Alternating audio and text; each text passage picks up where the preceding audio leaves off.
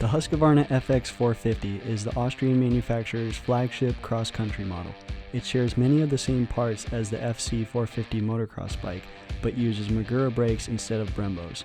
It also has a multitude of off-road specific components such as a larger fuel tank, softer suspension settings, an 18-inch rear wheel, kickstand, handguards, and Dunlop AT81 tires. One additional part our test bike was equipped with that does not come stock was a skid plate, which is available through Husqvarna Technical Accessories. Before we began the shootout, we ran the FX 450 on our in-house dyno.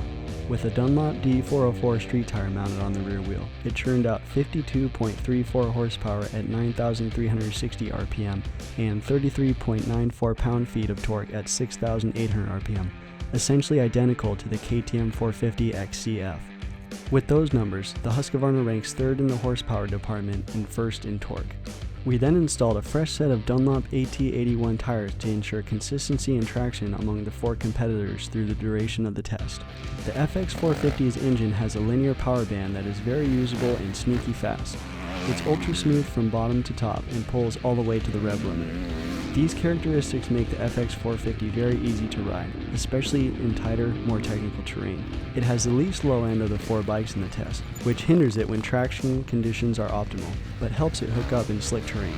Its power delivery is slightly less aggressive and slower revving than the KTM 450 XCF. The Husqvarna has a fair amount of engine braking that is useful, but not overpowering. The engine vibrates slightly, which is felt through the handlebar and foot pegs. The Magura hydraulic clutch is buttery smooth, consistent, and helps the Pankel transmission shift smoothly and easily. It's also the quietest bike in the shootout.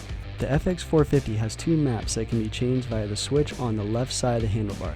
It also has traction control, which can be used in either map. Map 2, Aggressive, offers more low-end torque than Map 1, Standard. Map 2 was the preferred choice among test riders. Traction control made each map slightly less responsive and came in handy in tighter, more technical terrain. Moving on to the suspension, the Husqvarna's WP AER 48 air fork and WP shock are softer feeling than the suspension on the Yamaha and Honda. The components work well in the slower to medium speed areas with smaller sized bumps and obstacles.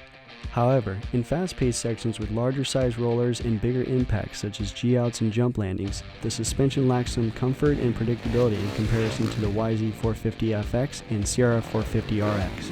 The fork rides higher in the stroke than the two Japanese bikes, and even with its softer overall feel, it offered good bottoming resistance. Test riders were happy with the fork's stock 10.1 bar air pressure setting, but went in on rebound to alleviate its somewhat bouncy feel and to try to get the FX 450 to ride deeper in the stroke. Going in on the high-speed compression and slowing down the rebound helped it hold up better and added more control when it got too low in the stroke.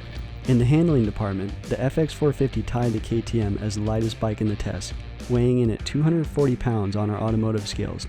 Despite that, neither Austrian machine feels quite as light as you would expect judging by its low reading on the scale, some of which has to do with the engine's mellow bottom end and ultra-smooth power delivery. Aside from the weight feel, the Husqvarna is a neutral handling bike with impressive cornering ability and good straight line stability.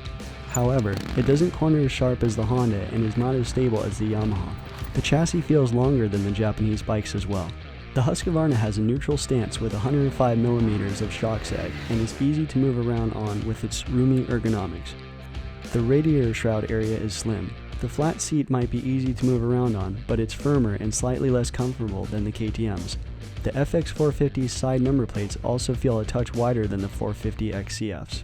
The Pro Taper handlebar has more rise than the neck and bar on the KTM 2. The additional rise makes the bar position more sensitive. A little too far back and they feel like they've dropped low in your lap, and if you roll them forward, they begin to feel tall. The Magura brakes offer very good stopping power, but have a softer bite than the Brembo units on the KTM. The ODI lock-on grips are a test rider favorite as well. The FX 450 comes stock with handguards. It and the 450 XCF are the only two bikes to come with them in stock trim, which test riders appreciate on bush-filled trails. We would like to see it come stock with a skid plate too, especially considering there are 3 brackets on the lower part of the frame to accommodate one.